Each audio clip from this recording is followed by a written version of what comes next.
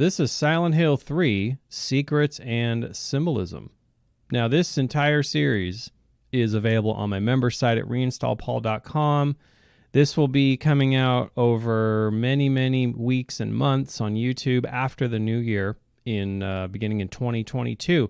But if you want to watch the whole thing in its entirety, no commercial interruptions, no wait until the next week and the week after, etc., you can go right to my member site.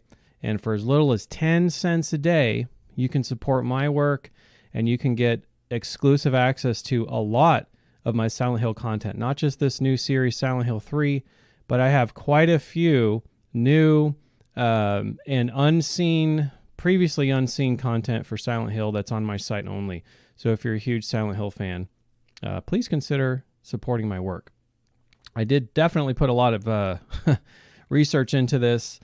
And I'm really excited because this project took, it was a lot of work, hundreds and hundreds of hours, but it's finally here and I'm really happy to present it. Okay, so let's go.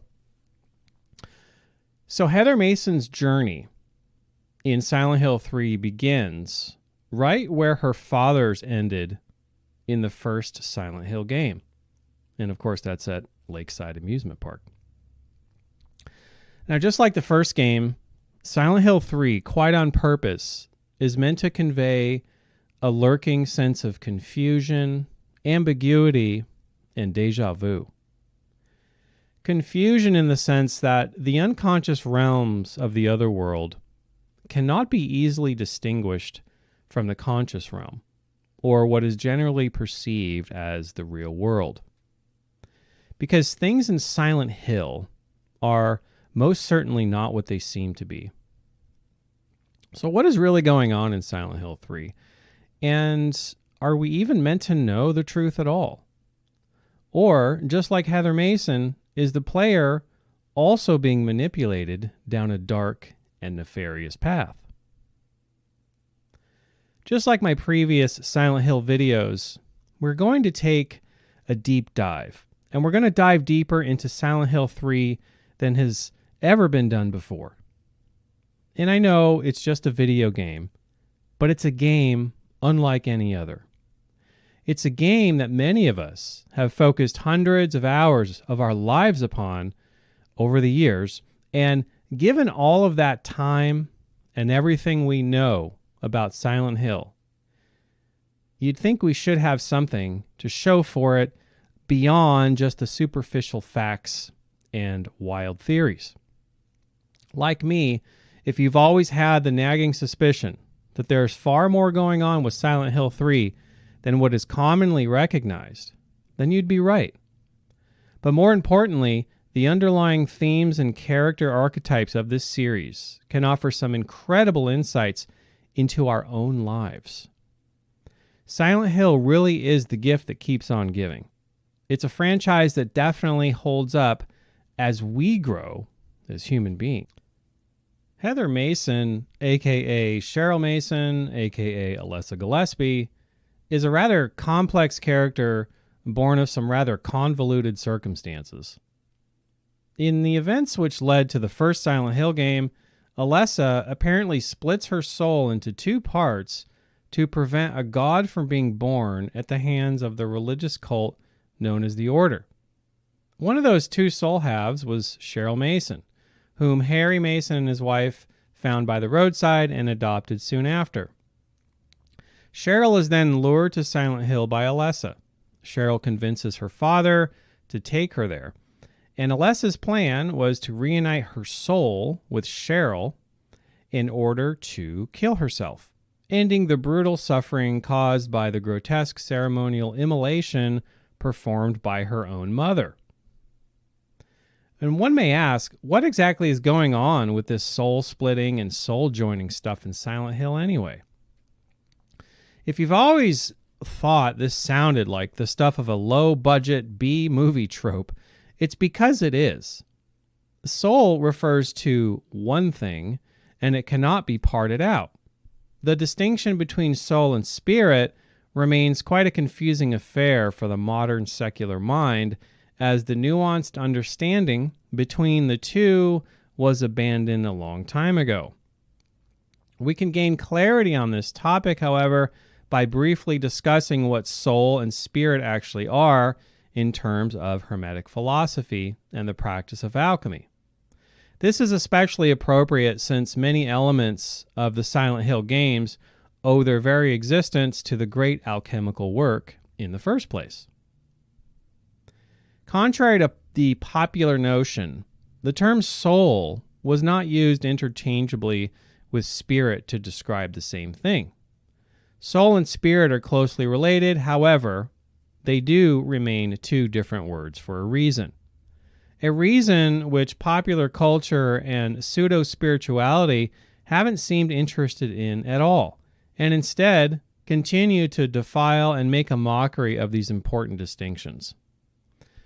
Soul refers to the essence of all things which contain the divine animating force, beginning from minerals all the way up to the chain of human beings.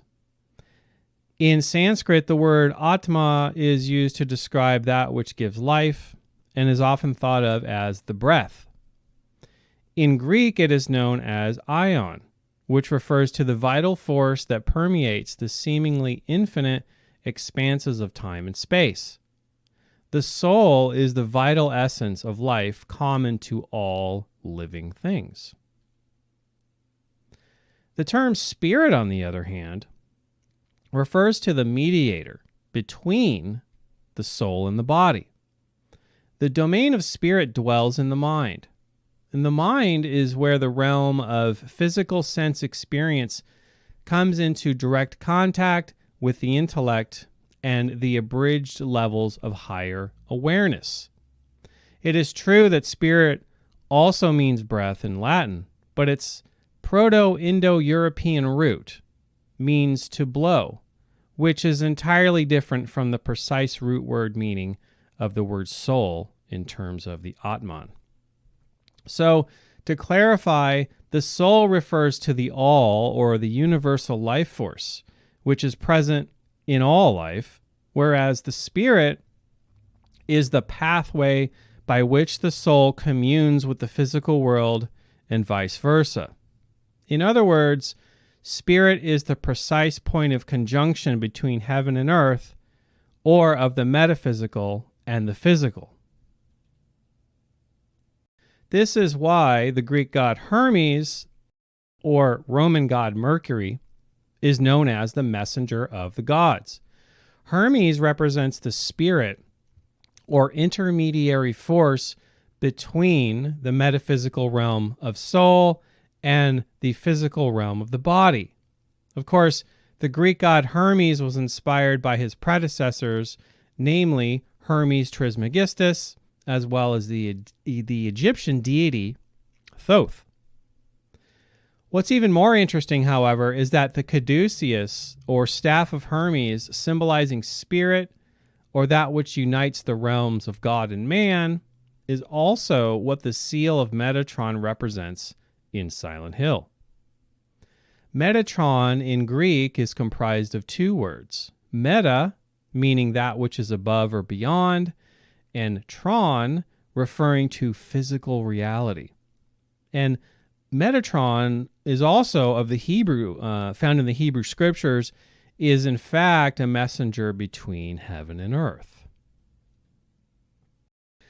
I should also point out that the crest of Mercury found in Silent Hill is depicted incorrectly, as there should be two snakes on the wing staff of Mercury instead of just one. One snake on a wing staff is known as the staff of Asclepius, which is a symbol that has been used by the medical profession since ancient times. These two symbols are often confused with each other, as you will sometimes spot hospitals or ambulance logos using the caduceus instead of the staff of Asclepius.